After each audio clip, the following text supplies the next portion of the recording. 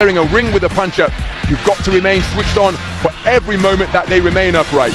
You absolutely do, and we were wondering, weren't we, in between rounds? Now, ladies and gentlemen, it's time to fight for the title. Introducing to you first, fighting out of the black corner, weighing in at 74.65 kilograms. He comes to the ring unbeaten and with a 100% knockout ratio. 13 wins, all 13 wins come by way of knockout. Presenting a WBO Asia Pacific title challenger, he comes to us from Domingan, Zamboanga, Philippines.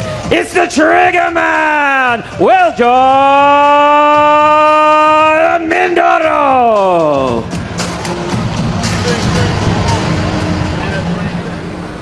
And his opponent across the ring fights out of the gold corner and weighed in at 74.65 kilograms.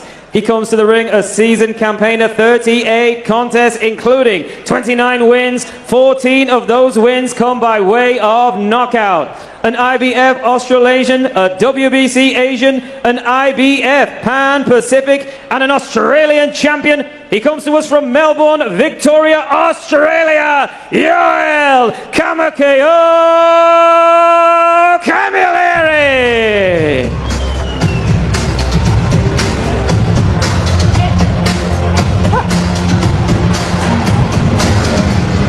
Gentlemen, head up the holding, listen to me comment. Final instructions as we take a look at the tail of the tape. Both men scaling an identical 74.65 kilograms. Slight advantage in height for Wiljon Mindoro. Joel Camilleri with the greater depth of experience.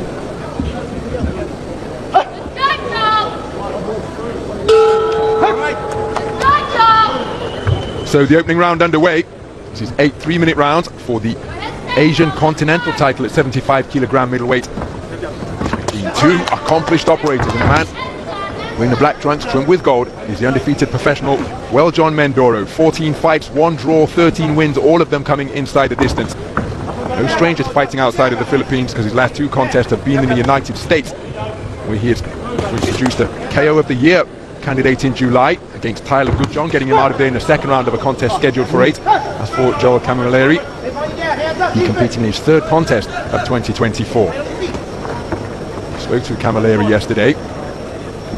Said that he admires Andre S.O.G. Ward, 2004 Olympic champion, still the last American male to claim Olympic gold. Claressa Shields, of course, took 2 Olympic titles in London and Rio. And he said the ring IQ of Andre Ward is what he admires. And he said that facing a puncher of this caliber and this repute really didn't hold any fears for him, as he scores with a flicking jab, then he doubled it up, not too accurate with the second pair of lead lefts. But he said that he intends to use that shot to frustrate the puncher. He said he's been in with punches.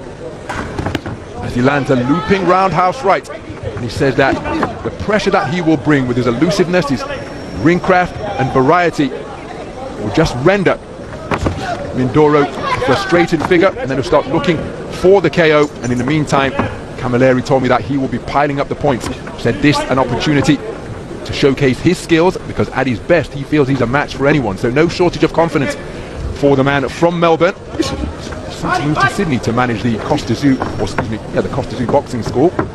After his contest with Tim Zhu, moved into that role earlier this year. Right cross, left hook to the body, left hook on the inside, landed by Camilleri. Again, Camilleri just content to box behind a low-held guard, protecting his abdomen with that lead right hand, the left hand wandering around his quad and kneecap. Walks his man back across the ring. Remember, both men scaling an identical 74.65 kilograms. Good use of the feet as darting laterally both left and right is Camilleri. Wiljon Mindoro seeking to pin him against the ropes, bring him square in there. He did get through with a power driving right cross and unloads a couple of punches to the body. Left hook after turning the tables, landed by Camilleri. Competitive opening round of boxing. It was. Camilleri was doing a really good job right up until the last 15-20 seconds. He was keeping Mindoro turning and moving. He was nice and busy. He landed a really good right hand to the body, actually, about 40 seconds out from the end of the round, as Mindoro came forward, just dipped his knees and sank it into the ridge as he was coming forward. But then right at the end of the round, Mindoro just managed to get him back onto the ropes and get to work himself. So Camilleri's won that opening round, I would say, but Mindoro will be happy enough because he was just trying to cover that movement off, trying to cut the ring off, and then right at the end of the round there, exactly what he would have wanted to happen, which would have been that bit of encouragement, came his way. And he was able just to let his hands go a little bit. Mindoro's got that power, the confidence that comes with that power. Artur Beterbiev down at ringside, another undisputed champion. Everywhere you look. Speaking of power, prior to going the distance with Dmitry Bivol in that battle for the undisputed title at 175 pounds light heavyweight, 100% KO ratio for a man at the top of his profession as a reigning world champion. He knows a thing or two about power, but not loading up everything within his shape. His good right hand to the body, followed by a left hook upstairs from Camilleri, but then Mindoro backing his man across the ropes with a forward foray, but keeping his composure under fire and answering with a single was Camilleri. Mindoro just seeking to end that little coming together with a right uppercut, but pulling the trigger first against the trigger man is Camilleri, now backing him up to his own corner with nudging right uppercuts, and it's physical on the inside. So action just on the edge of range as Camilleri continuing to be, oh, what a beautiful left jab, my goodness, came out on an upward trajectory from out of the line of sight of Mindoro, from around the kneecap, just cracked right into his face to disrupt his forward movement. Beautiful shot with that lead left from Camilleri as the two men test the tension of the strands just above our commentary position. Approaching the halfway stage, the overhand right from Camilleri was a speculative shot, continuing to move effectively, laterally both clockwise and counterclockwise. Mindoro quick-footed with his advances, trying to close the gap, but invariably the man breaking the standoff by letting his hand go first is Camilleri, and it's the disruptive staccato rhythm that he's boxing at, and Mindoro hasn't yet got to grips with that rhythm to demonstrate his own timing. And even though he's in with a noted knockout artist, Camilleri goes by the nickname of Kama KO, 14 wins of his 29 coming via the short route, remember, and there's that disruptive left hand once again, and Mindoro reduced to swinging and missing with his vaunted backhand. Tried the lead left hook but blocked effectively by the gloves and forearm of Camilleri. So Mindoro continuing to shape up nicely. Camilleri, again, dynamic figure up in the boxing ring as he circumnavigates, his back skimming against the ropes. Turns the tables once more. Mindoro content to accept the clinch before the intervention of the referee to separate the two. Closing seconds of the second round, and again, just even though Mindoro made his man miss and came out of a crouch with a speculative overhand right, the dynamic darting and elusive movement of Camilleri just give you the impression that he's controlling the tempo, or at least setting the tempo and the terms in which this contest is being fought. He's doing a good job so far, particularly in that second round, because he did in the second round what he did in the first, but crucially he didn't have the final 15 or 20 seconds in the second round that he had in the first, where Mindoro got on top of him a little bit. So that kind of wind that was in the sails of Mindoro at the end of the first, he's taken it back out again, and he's doing a good job of negating him and using that lead left, that jab well enough to score like he does there. I really like fights like this because it's quite a simple formula, isn't it? You've got one fighter in Mindoro who's the hunter, who's trying to track him down, land on him, slow him down, and then take him out in the second half. That's what he's used to doing. And Camilleri's got to keep this going. If you have a look back at it, Jilolov sitting in front of, I think, Artur Beterbiev. That's a merciless combination if ever there was one. They know all about tracking an opponent, hunting him down in the second half, particularly Beterbiev. You've got to stay patient if you're Mindoro, but you've got to start making a little bit more contact on Camilleri. As we said in an earlier fight, shoulders, forearms, whatever, just make sure you start landing. Well, Mindoro out aggressively and letting a fusillade of punches go, and a couple of the body shots did get through, followed by a flashing right uppercut. Pinned in his own corner is Camilleri, keen to try and fashion a clinch, but then just, oh, beautiful two-shot salvo to the body from Mindoro. Perhaps his best punches of the entire contest as he sunk his feet into the canvas and got real leverage onto his shots. But now it's Camilleri walking down a knockout artist, and he's teeing away to the body before cuffing away with a right hook to the head. And again, it's a question we often pose when you've got a man who is used to touching opponents and seeing them fall. Will the curse of the punch-up befall Wiljon Mindoro tonight? Still early days, of course, in this battle for the Asian Continental title at 75 kilograms, but oftentimes when a punch-up is landing cleanly and the opponent is still there, well, sometimes the puncher's instinct can be to just dig away harder. And even though they say they're prepared to go the distance, and no doubt physically they are, can sometimes play tricks in the mind of the expert finisher. That is what the trigger man has proven to be during his professional career to this point, having made his debut in 2019. But Camilleri, with a cuffing right hand and then tying his man up to waltz him back to the space of centre ring, is boxing a clever physical contest. Left-right combination not too far away from Mindoro, but Camilleri tucking up behind his shoulder to ward off the incoming fire. And again, it's a disruptive lead left that he's continuing to work behind Camilleri. Proffering the half cover guard. There he fired an overhand right. The left hook which followed may have glanced the nose of Mindoro after the right hand was inaccurate. Clocking up the miles on his fistic odometer as he glides around the perimeter of the ring. Camilleri, Mindoro. Again, when Andy and I were observing him work out at the Rocky Road Gym, as a flashing left-right combination catches the advancing Mindoro from Camilleri. He's possessed of that timing that just produces a distinctive sound.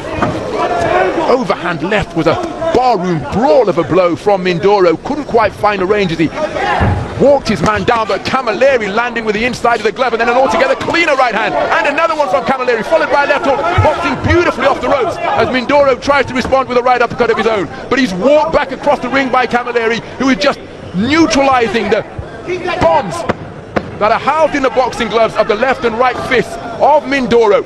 Terrific work by Camilleri to smother the man from the Philippines, who's looking for a right hand off the back foot, and a very clever display once again produced in that third round by Camo KO. It was, but I would sound a note of caution there for him if I was a trainer. You don't want to really mix it up too much with this guy if you don't have to. He's boxed really well so far, his confidence all behind. Maybe he's felt the power from Mindoro and thought to himself, you know what, it's not all that. These 13 people you've knocked out, they're not me. I've been on the end of this, and I don't think it's necessarily anything to worry about, but you don't want to appreciate your time. fight this kind of fight, take pictures with you, but which is what he was threatening to do towards the end of that round. That's not to say that he can't win that kind of fight. Or it could be the defeat that's just slowing down a little bit and he's being forced to do it because, as you mentioned, he is clocking up the miles, he's up on his toes. It's a tiring way to fight. Mindoro will be hoping that some of the gas is going out of his tank for that reason. It'll be interesting to see how it progresses, because 5 rounds to go, that's a long time. So Camilleri, no stranger to going the 10-round distance, so 8 rounds for this Asian title won't hold any fears for him. But again, it's a very dynamic manner of boxing. As for Mindoro, who bulldozed his man back to the ropes and lands with a right cross. Clever boxing out of the corner from Camilleri, who's remained responsible. But now he's beginning to be teed off upon by Mindoro. Is this a stoppage? No, it's a standing count. So, referee Valery Pastuhov stepping in with a standing count after hooks and uppercuts began to crash home against Camilleri. Oh, that's a beautiful right hand on the resumption, but now Mindoro has got his man going and he's seeking to demonstrate that he is a precise and merciless finisher once again. It's an awful long time to negotiate. Beautiful left hook, but then a right hand in response from Camilleri. But Mindoro really is finding the range on his punches now and wearing all of them flush is Camilleri. He's endured a torrid minute and 10 seconds so far. He's taken a standing count. Back into the breach, steps Mindoro. Senses that he's got his man going. He's wrestled him down to the canvas. That gives him some brief respite. The referee wipes the gloves clean and he's walked onto a shot, which was an uppercut, which sends Camilleri to the canvas to take the second count of the round. There's still a minute and a half to go in round number 4, and against a finisher like Mindoro, that could well be a long 90 seconds. Camilleri on the ropes above our commentary position, bobbing and weaving, trying to hold off, but he's taken a right uppercut, and a towel has come in from Dino Billinghurst in the corner of the Australian Joel Camilleri, stopping this contest early. An exuberant celebration in acknowledgement of another inside the distance victory for Wiljon Mindoro. He got his man going at the start of that round, and once he sensed he was going, well, he was relentless, but he was not reckless. Showed patience, got him into the position that he wanted him, and as we talked about with his punching power, once he began to let those hands go against a stationary target, well, the writing was on the wall for Joel Camilleri. He deserves immense credit, because over the course of the first 4 rounds he boxed very well indeed. But as is often the case when sharing a ring with a puncher, you've got to remain switched on for every moment that they remain upright. You absolutely do, and we were wondering, weren't we, in between rounds, whether at the end of the 3rd round there was a danger sign there, which he was starting to fight Mindoro's fight more, and was that because he was confident, was that because his feet were slowing down? And then right at the start of the 4th he got involved straight away in the kind of fight that really he didn't want to be in. The referee seemed to give a standing count the first time around, which he shouldn't have done, because there are no standing counts in professional boxing. You could have judged that the ropes have kept the fighter up, but that wasn't really the case, I don't think. So that actually bought him a bit of time, but there was just no getting off the hook, was there? Because Mindoro was all over him like a rash. I think it was an uppercut that he walked onto in the end, and there was a long time left in the round. The towel came in from the corner. I don't think the referee even really saw it.